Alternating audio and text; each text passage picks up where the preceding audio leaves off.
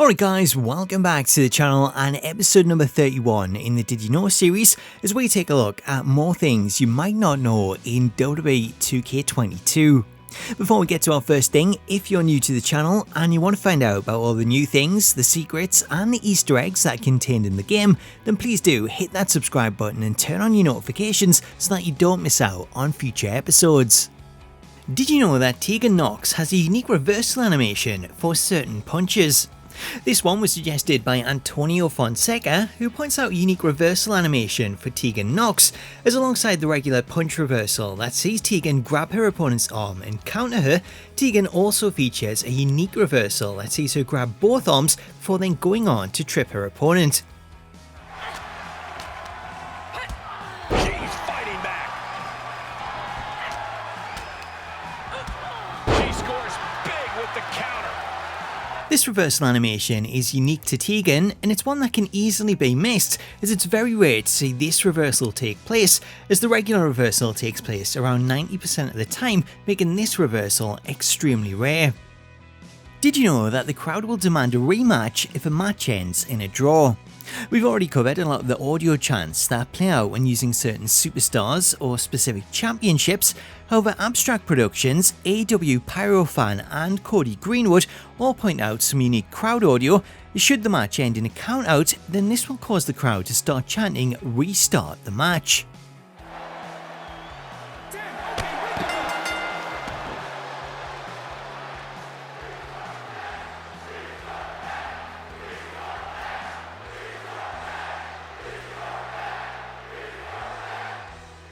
Staying with crowd chants, did you know that the one fall chant still occurs when playing at WrestleMania? This one comes from Alan Manuel, who notes the inclusion of the one fall chant when playing matches in the WrestleMania arena. The following contest is scheduled for one fall. Previously, in WWE 2K20, this chant would take place in all arenas, regardless of the promotion. However, this year, rather than take place in every arena like it did in 2K20, this year the chant can only be heard at WrestleMania. Did you know there's a hidden button control to disable a superstar's fighting stance?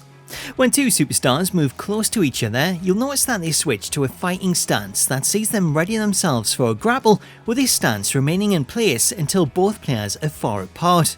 Something you might not know though is that there's a hidden control that allows you to disable this stance, as players can press in the left analog stick to manually turn the stance on and off. For example, moving closer to an opponent sees the fighting stance kick in for both players. However, when pressing in the left analog stick, this disables that animation and allows the superstar to return to his regular stance, with a second press of the analog stick then turning it back on. While this option doesn't make any difference to the gameplay, it does give players who want to tell more of a story in their match more options, as disabling the stance for both players allows for a face-off, which usually wouldn't be possible. Did you know that Aleister Black's entrance has been updated? Earlier in the series, we noted how the developers had included a new entrance motion for Adam Cole, despite the fact that he was removed from the game. However, Talk notes that the developers have also updated Aleister Black's entrance prior to his removal.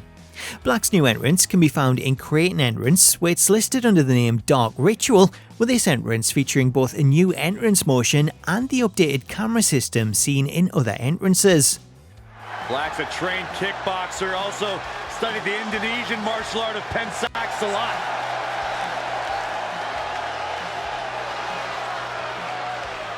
Former NXT champion was undefeated for a year upon his arrival in the WWE. Presence and aura unmatched. Ave Satanas. Did you know that Breaking Out with John Cena's entrance reveals a different hairstyle? When watching John Cena make his entrance and throw his cap into the crowd, Cena can be seen with the longer hairstyle that's used on his ring attire. However, something you might not know is that the longer hairstyle only appears once the hat is removed, as Kareem Koziglu notes that should you break out of Cena's entrance before the cap is removed, then this will cause the cap to fall to the ground, revealing an alternate short-haired John Cena. This short-haired version is one of the tricks that developers use to make clothing parts fit properly, as rather than have the hair stick through the cap or cause it to bulge, Cena's hairstyle is actually invisible right up until the moment that he removes the cap, though because we've broken out of the entrance before that moment, the hair actually stays invisible, allowing us to play with a short-haired John Cena. Did you know that there's special commentary for the Worldwide Wrestling Heavyweight Championship? One of the surprise additions this year was the inclusion of the Worldwide Wrestling Heavyweight Championship, which is the inaugural version of the current WWE Championship dating back to 1963. While the championship is visible in the menus for all to see, something you might not know is that there's special match commentary that plays whenever the championship is on the line, as the announce team will bring up how this is the original championship that launched WWE, as well as giving birth to Hulkamania. The title that launched WWE, the title that launched Hulkamania, it is back and it's up for grabs. Classic design and a ton of history. That is why everyone wants the Worldwide Wrestling Heavyweight Championship. Some of the earliest champions in WWE history held this very title, and now it's back up for grabs. The Worldwide Wrestling Heavyweight Championship would fit right in an art museum, but one lucky superstar will call it their own tonight. Did you know that the Smackdown Locker Room includes a t-shirt for Daniel Bryan? When playing through My Rise and making the decision to sign with Smackdown, you'll have no doubt come across the Smackdown Locker Room when browsing the menus.